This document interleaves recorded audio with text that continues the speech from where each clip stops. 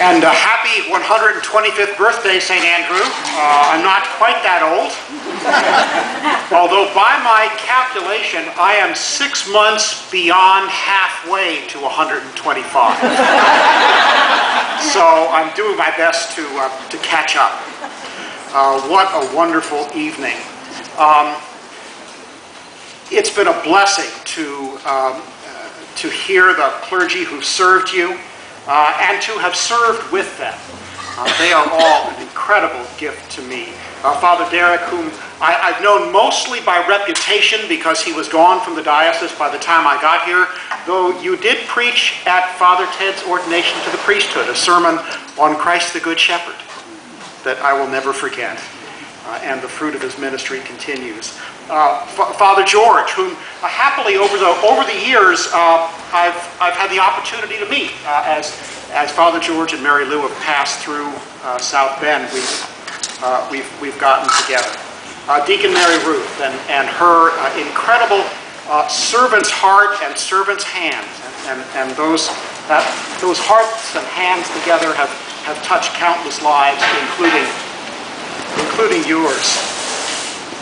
Father Ted, whom you sent off on Lend-Lease for 5.5 years, and who is happily now back at an altar that he loves and serving with people whom he loves. And I'm so grateful to him.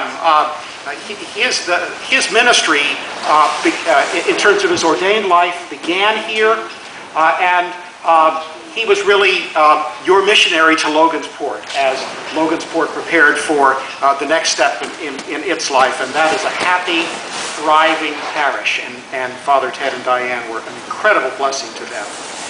Father Frank, filled with joy.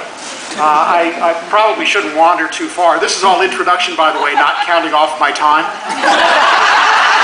I mean, none of this is even in my script. This is absolutely frightening. But anyway, I'll never forget the Sunday. It was 4 or 5 years ago when I was here for a standard visitation, and Father Frank was here, and it happened to be Father Frank and Mick's first Sunday back from their annual 6 months in Florida.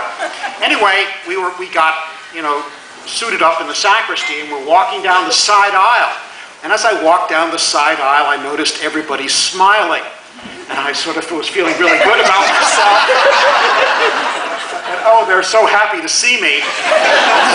And then I realized they were all looking at Father Frank.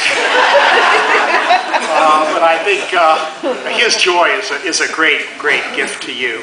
And Father Richard and Annie and their family, of course, as Father Richard mentioned, our lives are intertwined in more ways than you can imagine. Our daughter babysat Sawyer and James. So, I mean, talk about families tangled up. We know things about, their kids that even they don't know.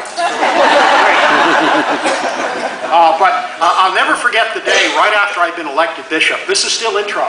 Right after I'd been elected bishop, I went on the web, which was 1999, sort of primitive, but the web was up and running, and I found the website for St. Andrew. I was looking over parish websites to see what I could learn about the diocese, and I called Richard, and I said, "Look this up. It has your name written all over it." And how glad I am that he and his family said yes to that call. They're a blessing to you and a blessing to me. So. God has given you some wonderful clergy leaders. Father Richard assigned me, before that, introducing family. You've all met my wife Sylvia. There she is. And we do have 2 children, but you probably never met them. They were present for my consecration in 2000, but they have remained Californians, have not become Hoosiers. So our daughter Sharon is married, 2 grandchildren, officially the most beautiful grandchildren in the world, and our son Greg, who lives in Las Vegas. So anyway, that's my family. I asked Father Richard, what am I to talk about? And he said, I'm to say a word about what St. Andrew means to me and St. Andrew's place in the Diocese of Northern Indiana. I said to Father Richard, how long do I have? And he said 10 minutes. I mentioned that to him, that Father Richard had given me 10 minutes. And she said, I wrote it down, she said the people would be disappointed with less than 40. So if you'd like to settle in and get comfortable,